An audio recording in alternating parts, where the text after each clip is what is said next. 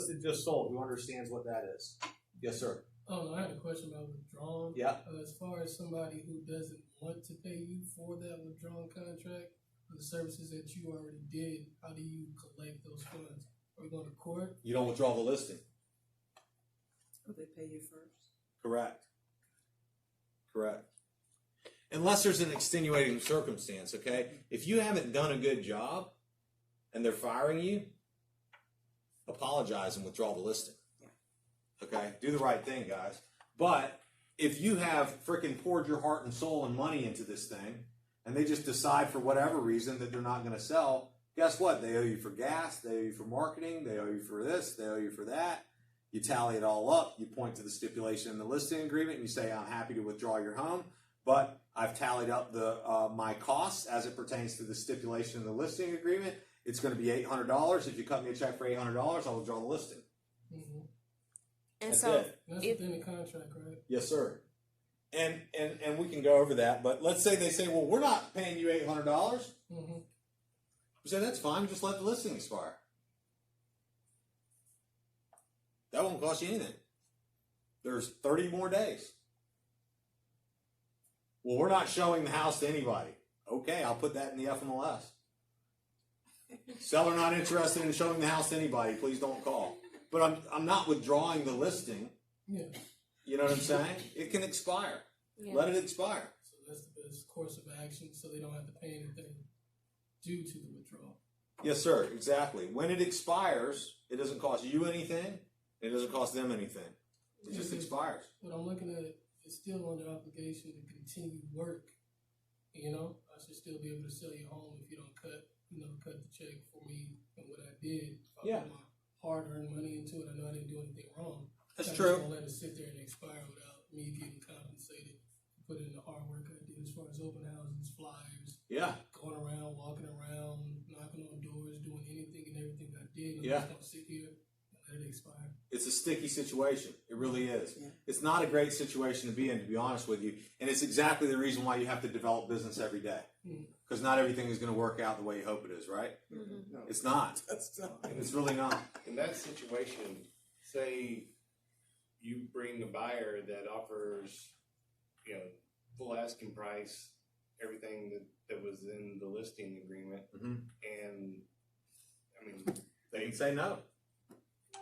But they can say no. They have the right. It's America. USA, baby. But I guess you talk about willing seller and willing buyer. I Yeah. mean, obviously they were willing at one point. That's they right. signed the contract, but then Yeah. you know, Not much you can do about it. Yeah. You know? There's just not much you can do about it in that case, guys. It is what it is.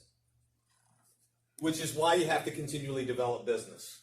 That's why you have to develop business every single day. Hopefully, Emil, when you were out knocking on doors, you were able to develop some more business. You got to use each piece of business that you get to develop more business. You get a listing in the neighborhood, you should be freaking hounding every single one of those neighbors to get another listing in the neighborhood, to get another listing in the neighborhood, to get another listing in the neighborhood, to dominate the neighborhood. That's your objective. You get one, oh my goodness. You better let everybody know. I just wanted to let you know that I listed a home down the street from you. It's a beautiful 4-bedroom, 4-bath home. It's got 3,500 square feet, and we just put it on the market for $350,000. We're anticipating it will be a very, very successful time for these sellers. Just wanted to call and see, when do you plan on moving? Well, funny you ask, because actually we are wanting to put our home on the market this spring, so we're actually getting ready.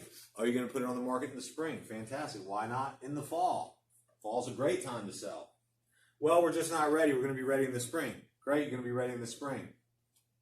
Do you mind if I give you a call in February so that I can be an option for you when you go to interview agents? I'd love to interview for the job. We'd love that, Ben. Fantastic. I tell you what, I'm going to put a little note in the mail right now with a card so that you know who I am. Please give me a call if you have any questions. And do you mind if I keep you updated between now and February on what's happening in the neighborhood so that you're aware of exactly what's happening? We would love that. Fantastic. Now, guys, if you do that, will you get the listing? No, Well, not Not a guarantee. It's not a guarantee, but you're probably going to get the listing. If not, you're certainly going to be a consideration. And if you don't get it, you're going to learn what you could do to get it. Sometimes there's nothing you could do to get it. But my point is, use that opportunity. When someone says they're selling in the spring, your freaking light should go off, right? Now, they're not a lead yet. A lead is someone who's looking to buy or sell within the next 7 days, guys. They don't become a lead until they're ready to sign. When they're ready to sign, you freaking pull out all the stops and you do 100% until you get them on paper, right? Before that time, they are not a lead. People call them A leads, B leads, C leads. Fine. Call them whatever you want to. 30 day, 60 day, 90 day, 100 day. My point is that don't spin your wheels trying to get people.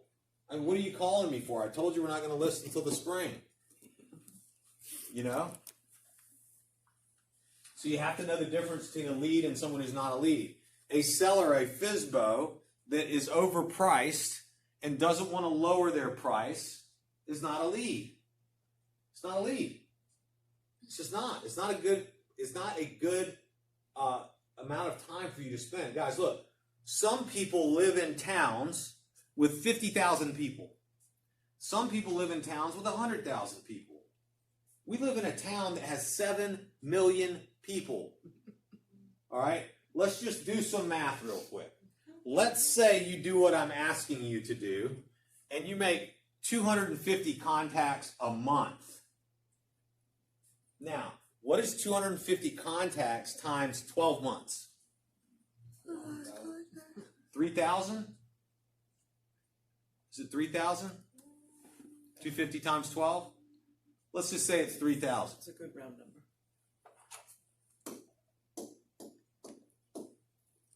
How many Yeah. people live in Atlanta? 7 million. So you've been working your butt off and you only contacted 3,000 people. I'm adding 600 a day. It's a freaking drop in the bucket, guys. It's a drop in the bucket. It's so insignificant as it relates to the total number. Now, if you, I'll get to you, Shantae. Let me finish this. If you live in a town of 30,000 people, that means you contacted 10% of the freaking town. You can't even scratch the surface in Atlanta. So don't get discouraged. Understand the numbers. Understand what you've got to do to succeed for yourself. Understand what you've got to do to develop business. Nobody's going to conquer the city. Mark Spain did 3,000 transactions last year. Nobody even cares. Okay? Nobody cares. Doesn't matter. You could make $5 million and it'd be like pulling this little coffee cup out of the ocean. Nobody'd even know your name. Okay? But you would know, and it'd create a different lifestyle for yourself and your family, and it would allow you to accomplish your desires and your vision for your future. And what does it take, guys? It's not easy. It takes this. You got to get through the numbers. You got to add value. You've got to climb the mountain. Okay? Now, a lot of people don't want to call for sale by owners and expireds and withdrawals. Fine, don't call them then. But it's your responsibility to develop business for yourself. I'm here to tell you how to do it and explain to you, but I can't make you do anything. If you don't want to call these people, don't call them. Right? But you still got to develop business. Otherwise, you're not going to succeed. Right? Call your database. You know, if you're like Shantae, you got 5,000 people in your database. You call 250 of them a month, and you're going to be all year. You're not even going to get through it. Right? Point being, look, the numbers are so insignificant as it compares to the total population of the city that you live in. Are you telling me, out of these 3,000 people that you're going to reach out to, that you're going to contact, that means they said yes or no to you, that there aren't 20 of them that you can add value to? Are you telling me that? That's great. Are you going to tell me that out of these 3,000 people that you're going to reach out to, that you can't add value to 20 of them? If you can, you're going to net $108,000 on an average price point. If you go to Nanette's price point, you're going to net $180,000 because she's clocking like $450. That's kind of your area, right? Fours. Really a bit lower than that. Okay, fine. You get the point of what I'm saying, Mhm. right? You guys, it doesn't matter if it's in Buckhead or Kennesaw, right? I'm calling everywhere. Mhm. I don't take and put my dialer on frickin' Buckhead. I mean, my Instagram handle's Buckhead Ben, right? But that doesn't mean I only sell real estate in Buckhead. I freaking sell real estate in Johns Creek, Alpharetta, Kennesaw, Gainesville, Georgia, Stockbridge, Douglasville. I don't care. I'm not too good for a couple grand, guys. I will drive an hour to take a $120,000 listing. Believe that. If it's properly priced, if they're ready to sell, if they're pre-qualified, if I can determine that they're ready to go, it is worth my time to drive an hour out there, spend 30 minutes presenting, get the listing agreement signed, put the sign in the yard, put the lockbox on the door, order the photography, drive home. I'll never come back again. I'll see you at the closing table. I'll never be back. But I'll get the house sold in 30 days because we're going to price it right. And we're going to execute, right? Don't let yourself get trapped in the mindset. You got to think big. In the Atlanta metro area, who knows how many transactions we do average a month? 8,000. Closed. When you say we, who do you, oh, you mean all of the agents? All of Atlanta. Oh, got it. Okay. Every agent, every sale in all of Atlanta. 8,000 a month. Closed. At an average of $270,000. That is ridiculous money on the table. You guys are trying to get a piece of that action. So am I. So is every other person at every other real estate in the freaking city. Okay?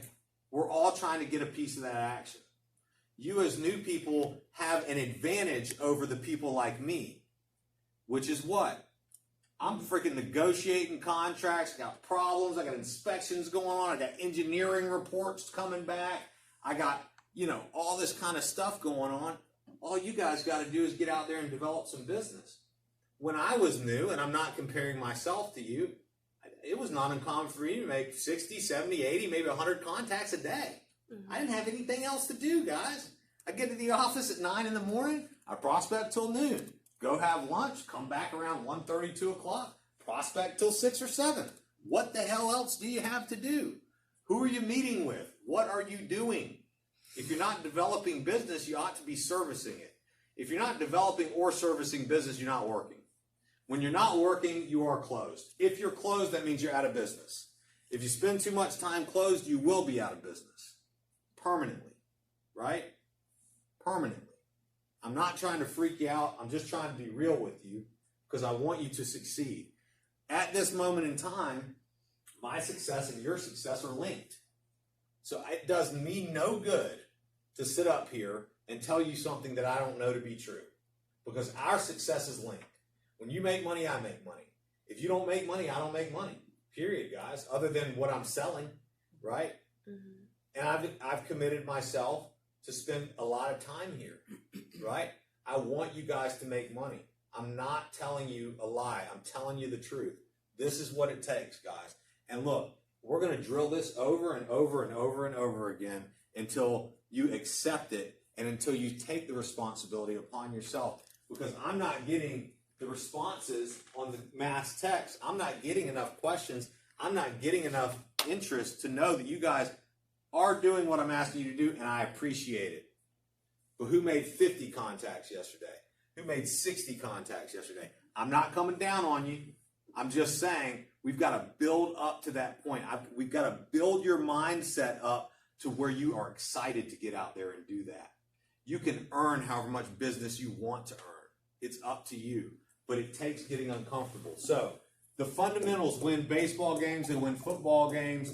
They win every kind of game. They win business as well. The fundamentals of this business are developing business. The way that you develop business is by talking to people. Who do you talk to? These are the people you talk to, okay? Your database. Now, one part of talking to your database is getting people out of it that you don't like and that don't like you. Mm-hmm. Does that make sense? You look at your database, you go, I don't want to call that guy. Don't go over him. Delete him. Delete. Why do we delete him? Because you're sitting here telling me you got 800 people in your database, like that holds some kind of value. It doesn't hold any value, guys.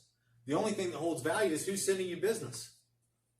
I'll take 50 people in a database that somebody's getting 25 deals a year, over 500, and they're getting 2 deals, right?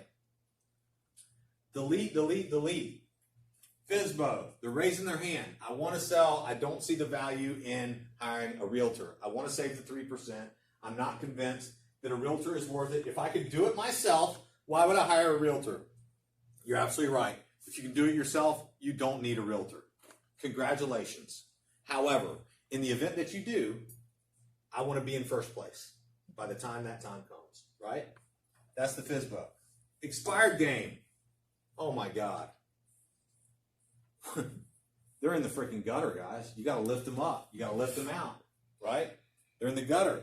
They tried to list their house. They listed it. They hired somebody. It didn't sell. All their plans have gone to freaking smoke. You have the opportunity to revitalize those plans. You have the opportunity to give them hope.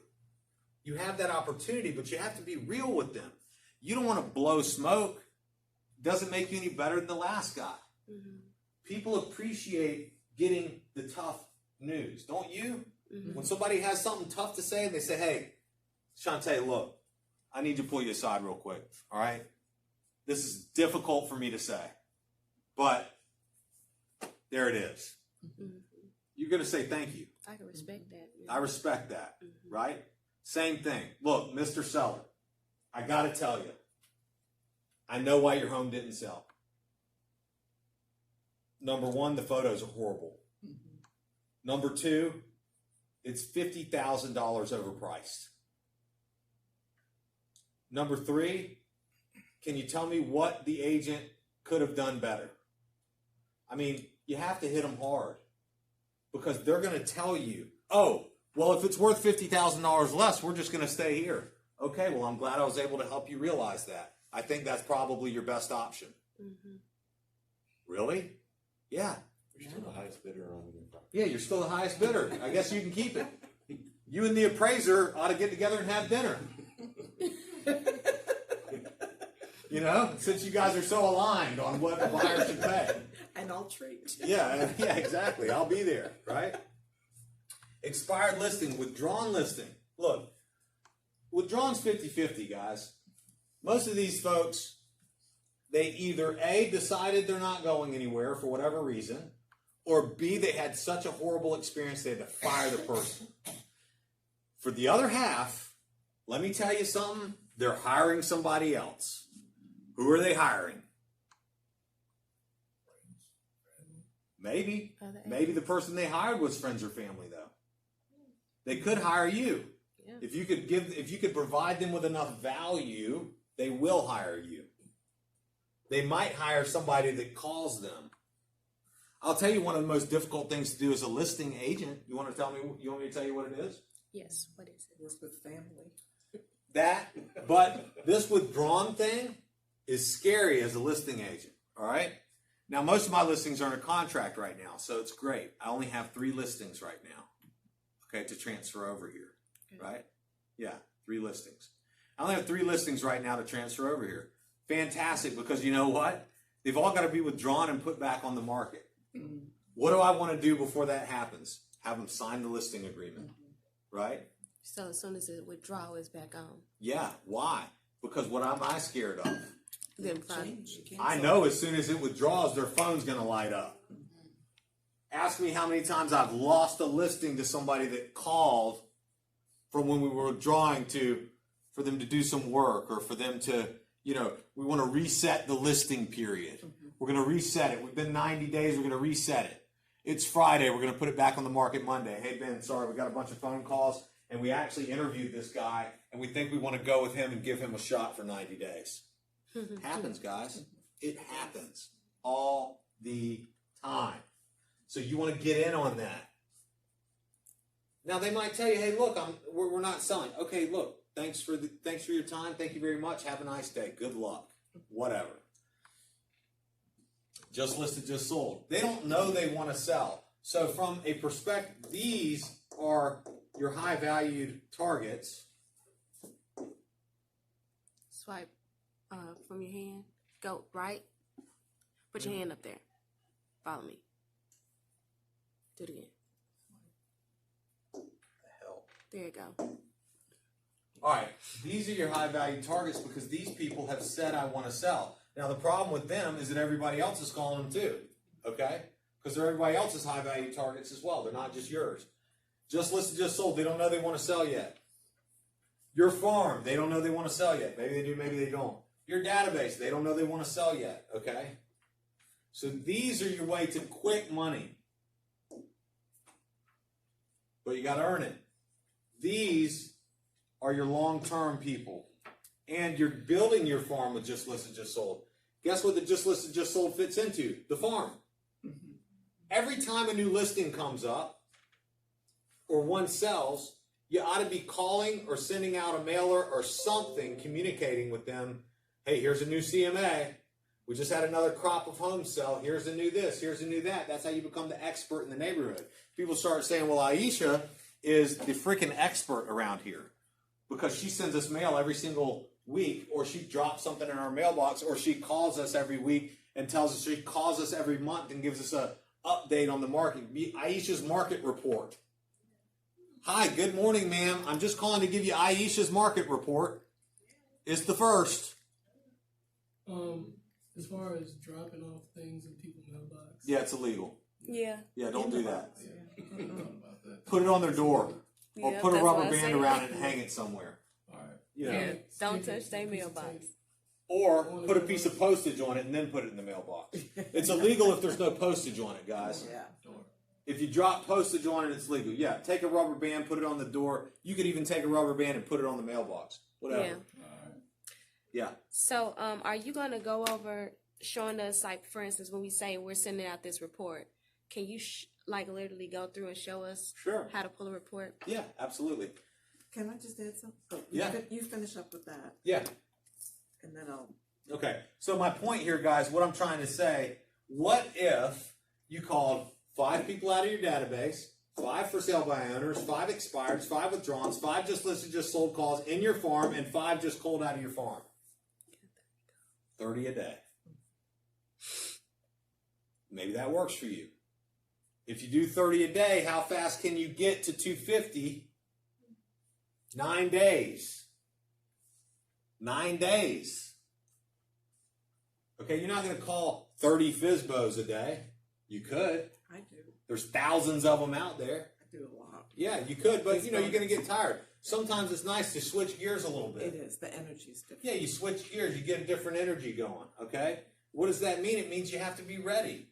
You need to have your database ready to call. You need to have it organized so you know which 5 you're calling today. You need to know which 5 FISBOs you're going to call today. You need to know which 5 expired you're going to call, which 5 withdrawals, which 5 just listed, just sold, et cetera, et cetera. It's a massive undertaking to run like this every single day. But if you do, you'll sell a listing every 10 days.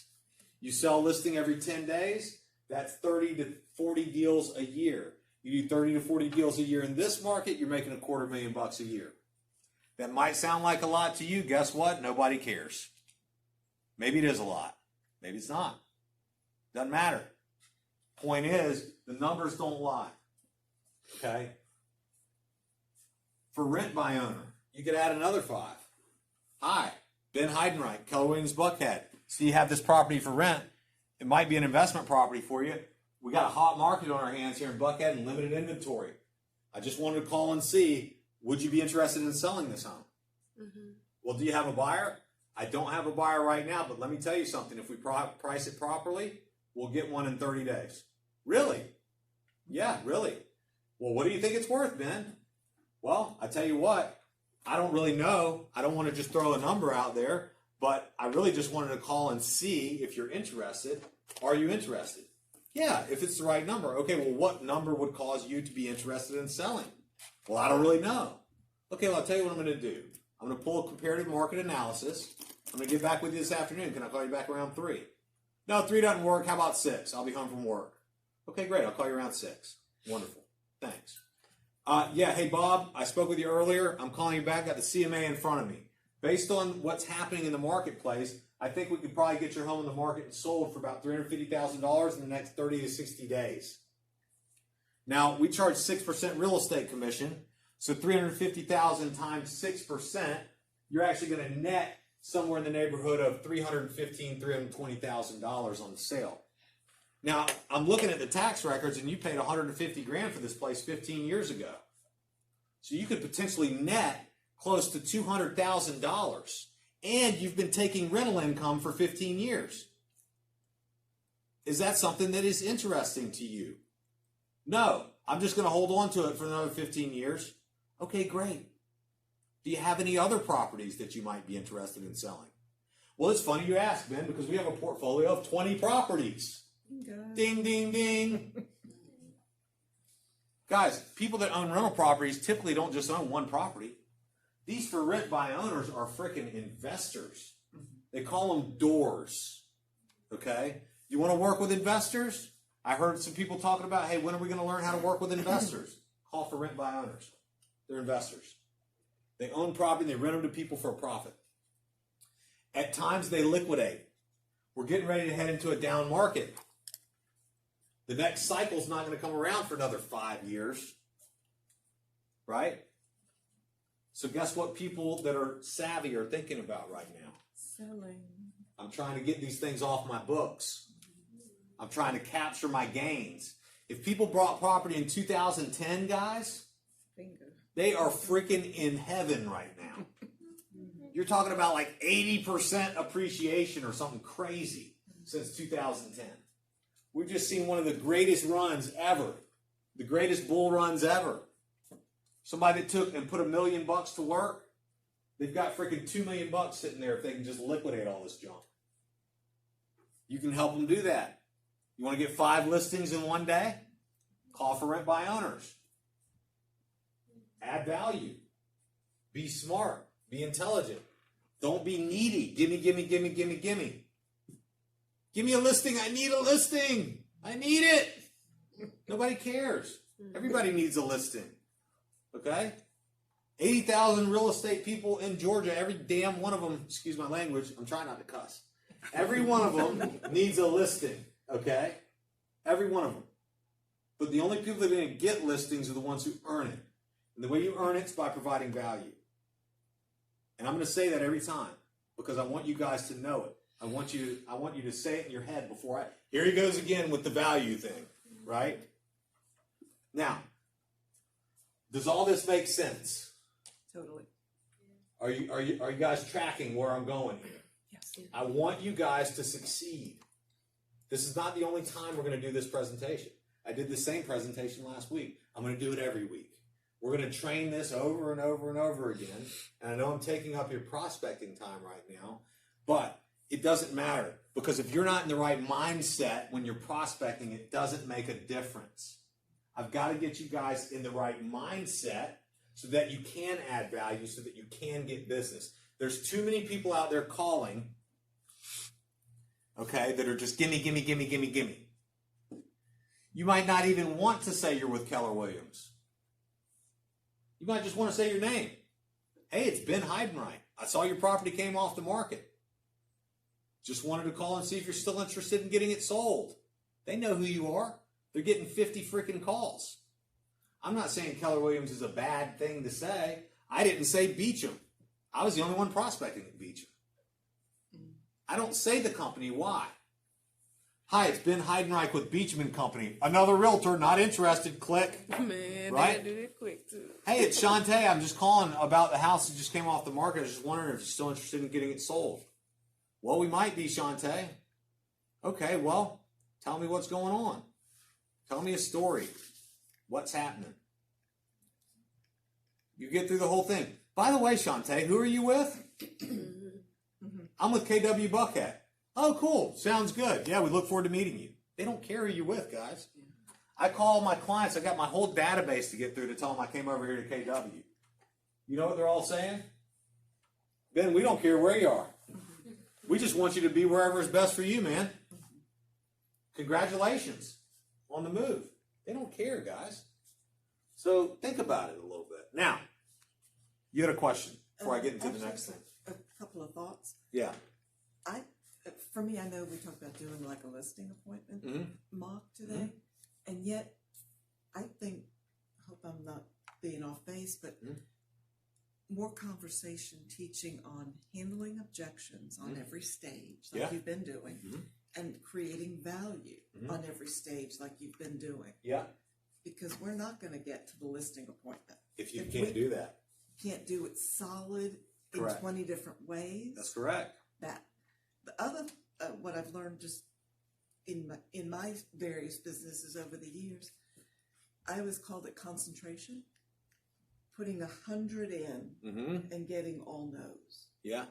and the next 100 maybe one out. Yeah. I call it in and out. Yeah.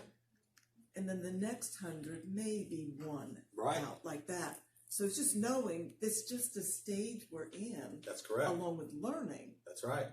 and practicing, Yeah. and just know that, like you said over and over, it's the numbers. That's right. I don't care if it's dating, like you said earlier, what business you're in, it's all the same. It's nature.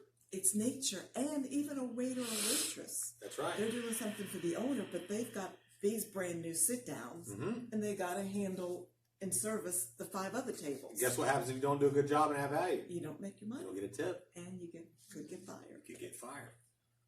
Yeah.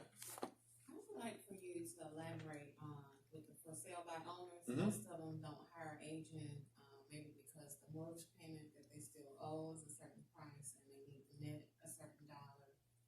Just kind of expand on that conversation. Well, look, at the end of the day, sellers are looking at dollars, right? You're talking percent. They're talking dollars. Selling is a logical thing. Buying is emotional. You have to determine whether or not that seller is going to be a good fit for you. People have certain needs. I don't know what their mortgage payment is. I don't know what they owe on their home, but I'm going to find out. I'm going to find out why they don't think that it's of value to hire an agent. Does that answer your question, or Yeah, I guess specifically, what do you mean? just more How to deal with them? strategies in attacking that scenario. Yeah. So look, you're not going to figure it all out on the first phone call. That's another important thing to understand. You're not going to figure it out all on the first phone call. It's going to take you speaking with them 6 or 7 times. But you want to be curious. You want to be the who, what, when, where, why, how person, right? You want to know all these things. It's going to come as you discuss with them. As far as the strategy is concerned, your number one strategy is to contact them and provide value. The way you provide value is showing interest in them, whether it means business for you or not, right? You want to show interest in them because what you're trying to do is find a way that you can help them. How can you help them? Now, there may be no way for you to help them. You want to find that out too. Actually, you want to find that out quick. Now, them just saying, no, you can't help me is not enough, right? You got to find out. That is called, you got to call, you got to set up the walkthrough, you got to pull the CMA, you got to call them and discuss the results of the CMA, make sure it's still a good fit for you to go meet. You got to call before you meet. You got to go over there and meet and not pitch them and not bring them a listing agreement and walk around the house and take notes. And then you go back to your office and then you let everybody know, hey, I spoke with this FSBO and they got this property. Do you have anybody for it? Right? No. Okay. Call them back. Hey, guess what? I spoke to the folks in my office. We really don't have anybody for this property right now, but I just wanted to ask you, have you had any offers? You haven't had any offers. Okay. Well, let me ask you another question. How did you come up with your price? Well, we owe $300,000 and we think we can only get $325,000 for it. And so we can't afford to pay a listing agent and a buyer's agent and net what we need to net. Have you ever heard of a short sale? Do you have to move? People who have to move will do a short sale, guys. Okay? Or, I completely understand it doesn't sound like I'm going to be able to help you. You know? And really, you're just going to have to get into it. There's no way for me to postulate each particular situation. The fact is, you got to make the initial contact. You've got to provide the value. You got to go through the process. You got to make the initial contact. You got to set up the walkthrough. You got to do the CMA. You got to call them and discuss the CMA, send it to them. You got to go over there, take notes. You got to call them back. You know what I'm saying? By that time, you've got 6 or 7 contacts in. If it's going to happen one way or another, you're going to know by that time. Does that make sense? All right, cool. Does that answer your question a little bit? Yes. Okay. And if I need to go in more depth, just get with me offline. You have my number, right? Mm-hmm. Okay, cool. All right. Why are we doing this? Why do we do this? We do it. What is it? What is the bold statement? Business is to fund the perfect life, or something like that. The purpose of a well-run business is to fund the perfect life, or something like that. You know, I don't remember, but that works. Something like that, okay?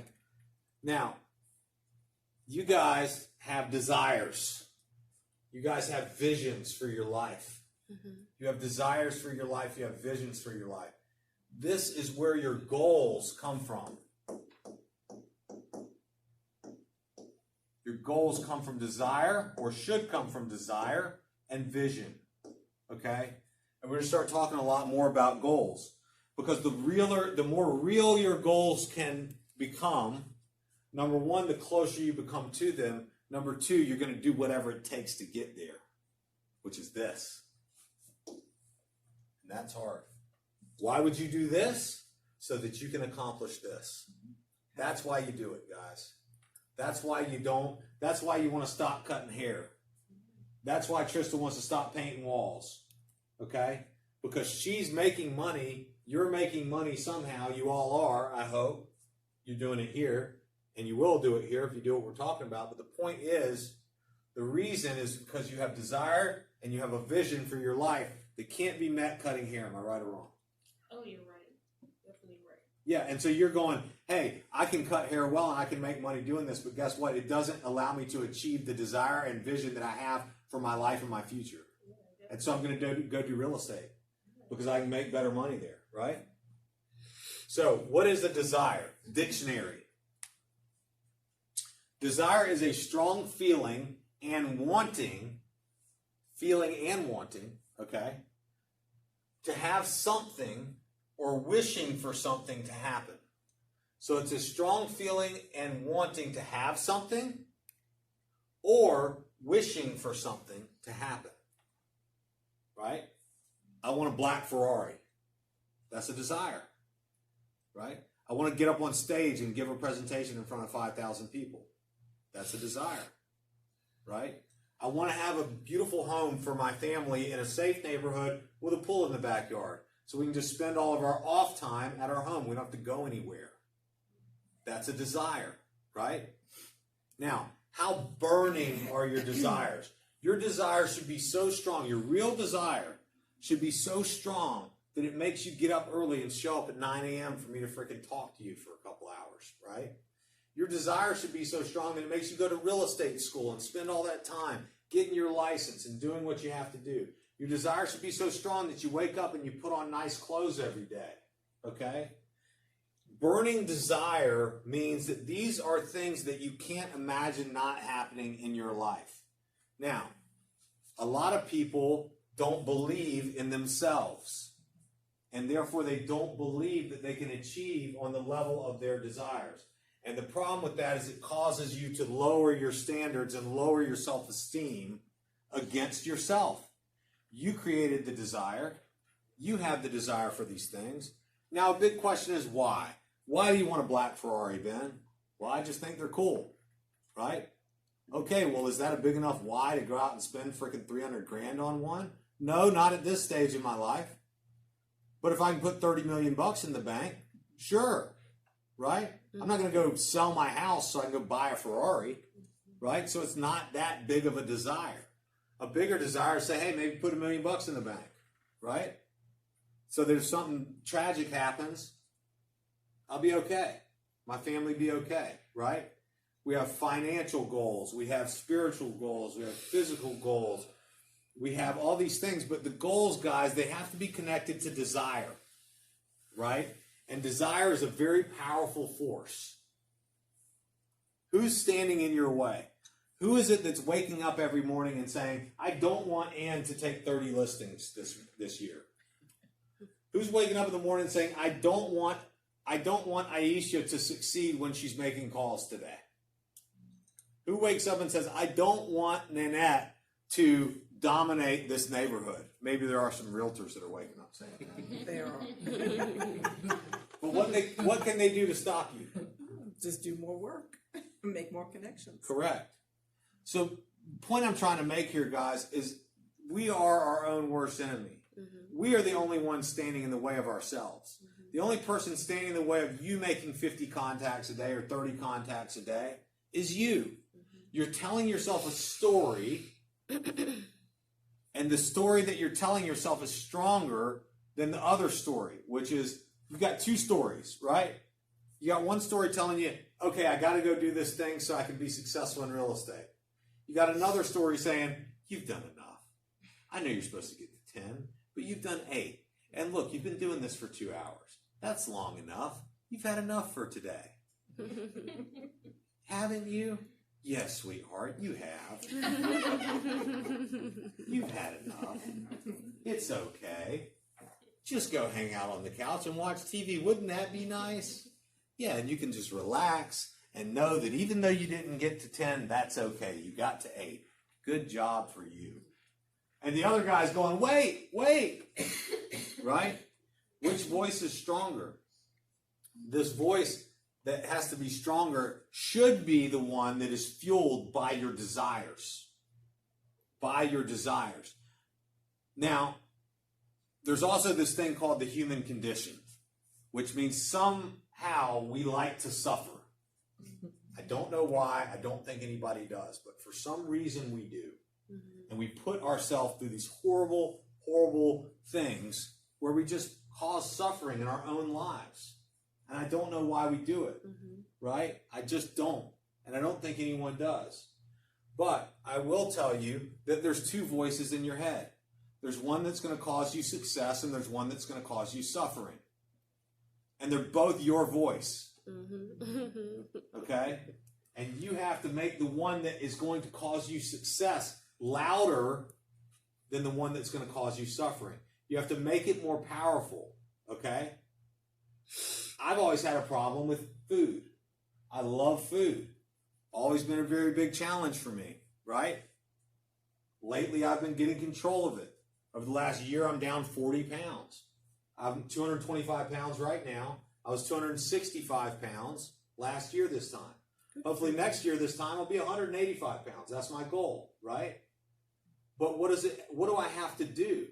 I love food. I love to cook, right? I got to say, man, I'd love to go to Chops and get a steak tonight. But you know what I'm going to do instead? I'm going to go home and grill a chicken breast, right? Now, in the back of my mind, there's a voice going, you deserve a steak, man. You've been working you hard. You worked your butt off, man. You freaking closed the deal. You made 30 grand this week. You're a beast. You're a killer. You're a beast. You did it. You achieved that big goal. Go. You can reward yourself. You can let loose a little bit, man. Just go eat the steak. Well, guess what happens when I go and sit down and eat the steak? Gain 10 pounds. Boy, that bottle, that glass of Faust right there is looking good. But damn, it's $48 for one glass of wine. Oh, come on, you can do it. Yeah, but man, you could just order. I tell you, I just wanted the $12 glass. Come on, man, you don't want that $12 glass. You want that $48 glass, right? I should order the spinach. Well, what about the mac and cheese? They got this lobster mac and cheese, man. You deserve it. You can do it. You see, you go down this path with yourself, this destructive path, where you think you are rewarding yourself. You think you are helping yourself. You think you are giving yourself some relaxation and some freedom and this, that, and the other thing. And you know what? Thankfully, we live in a country where liberty and freedom are the foundation of what it is that we live by, right? But there's a freaking pitfall there too, guys. It's discipline. You've got to have that one voice in your head going, dude, let me tell you something. You might think you want that steak right now, but when you wake up tomorrow morning, you're going to look in the mirror and you're going to feel even worse then than you do now. So even though you want it, you can't have it. But I want it. I don't want a chicken breast. That's boring. It's boring. It sucks. I eat chicken breast every freaking night. Too bad. Too bad. What do you want more? You want the steak or you want to be 185 pounds, right? You got to have these conversations with yourself, guys, in every area of life as it relates to your desires. Now, if you desire to be 100 pounds overweight and have low self-esteem, go to Chops and blow all your money into steak every night. Fine, whatever. I'm not saying one is right and what is wrong. I'm just telling you one little example of a strong feeling and wanting to have something or wishing for something to happen. What do you want to happen? You want to make 100 grand, okay? It's not just going to fall in your lap just because you want it. You're going to have to earn it. You're going to have to train your mind to earn it. When you've gotten 5 contacts and it took you 3 hours, you've got to have that conversation with yourself to think, I'm at 3 and I got to go to 3,000. The only way to get to 3,000, guys, is to take little chunks. It's like eating an elephant, right? Little chunks every day. I've also had a problem reading books. I'm ADD as hell, right? Audio. And I don't take medicine for it. I hate pills. Hate them. Not going to do it. I don't believe in it, okay? I think that we are all naturally gifted. And I think part of our dysfunction leads to our function. If we get rid of the dysfunction, we take away from the function as well. If I take away from my ADD, I take away from my ability to just go off the rip, right? Because that's my gift. My gift is that I'm always ready. No matter what's going on, I'm always ready. Okay? The downside of that is that I can't keep my attention on a book for more than freaking, 20, 30 minutes. I might read 30 pages. I don't even know what the hell I just read for the past 20 pages. Right. Okay? So what do? I said, okay, let me break this down. If I read 10 pages, a day, every day, 7 days a week, which is not a problem for me. I can read 10 pages. And that's what I thought. I said, how many pages can I read and stay engaged so I can absorb? I can read 10 pages. I can absorb everything it says. If I read 10 pages a day, guys, that's 300 pages a month. Most books are about 250 to 350, right? Who read 12 books last year? 12. Well, I listen. You did? You a big reader? Well, didn't used to be. Yeah? Well, that's great. I listen to audiobooks. And that's good too. But you know what the problem with audiobooks is it's just listening. There's something that happens when your eyes take it in. And so I love audiobooks too. I listen to them too. And I also love podcasts. It's fantastic. But the problem is your mind drifts, right? What I'm saying is relative to reading, 10 pages a day will get me to 12 books a year, guys. That's phenomenal. But the truth is, all I got to do is just sit down and read 10 pages. Every day's the same. It's freaking Groundhog Day around here, isn't it? Tomorrow never really comes. It's like the sign in the bar that says free beer tomorrow. There's never any free beer, guys. You're going to make 10 more contacts tomorrow, it's not going to happen. That's why you don't do 50 contacts on Friday. You got to do 10 a day, Monday to Friday. Because tomorrow doesn't ever come. How do you know what's going on in the marketplace if you're only calling on Friday? You don't. You're shooting in the freaking dark, right? The compounding effect means that if I read 10 pages a day, I'll read 12 books a year. And 10 pages a day is a small commitment. Okay? Just like 10 contacts a day will lead to 3,000 contacts in what, 300 days? Right? It's a year. 3,000 contacts a year. Divided by 250, 3,000 divided by 250 contacts, about 20 deals. So you see where I'm going with this, guys? I'm not just throwing stuff out there for you. I've thought this out. the way I've thought it out is I've done it. Now, as you get more skill, this number goes down. When that number goes down, you do 3,000 contacts divided by what? 100? What is that? 30 a day? Is that the- No, I'm just saying, what is 3,000 contacts divided by, 3,000 contacts divided by 100 contacts to get a deal. How many deals? Okay? So now we did the same number of contacts, but we did 33 deals. You understand what I'm saying? That's why it's important, guys, for you to freaking do this. Because as you do it, your skill is going to go up. When your skill goes up, the number of contacts you have to make to sell a deal goes down. When that happens, your transactions go up. You see what I'm saying? It's all an inverse relationship. And it's going to lead to you making more money. Now, what's another part of that? It's called vision. What is vision? Dictionary. The first one is so that you see. Okay, you see through your eyes. You have vision, right? However, the next two have to do with your brain. The ability to think about or plan the future with imagination or wisdom.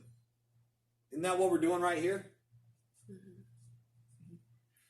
We have the ability to think about or plan the future with imagination and wisdom. Or wisdom. The other thing is a mental image of what the future will or could be like. Are not these two things linked? Absolutely. Desire and vision are like this. You can't have one without the other. And this is where your goals should come from. I'm going to talk a little bit about goals every day because we're going to start setting some goals, guys. You're not ready yet. Okay? Well, maybe you are, maybe you have goals. If you do, great. I'm not saying don't have goals. I'm just saying we are going to set some goals. And when we do, I want them to be a combination of your desire and your vision for your life for the future. Because what we're going to do is reverse engineer that into what you've got to do every single day in order to achieve that. If I want to read 12 books a month, there's a lot of different ways I could eat that elephant. I could block out 3 days a month where I'm going to do nothing but read 100 pages a day. How's that going to work? Not too It's well. not. It's not going to work because when that day comes, guess what? I got a listing, I got a showing, I got a baby crying, I got my wife, I got freaking dinner, it's somebody's birthday, it's somebody's this, it's somebody's that. It's the same thing with business, guys. You can't just say, oh, I'm not going to make any contacts today, I'm going to make 20 tomorrow.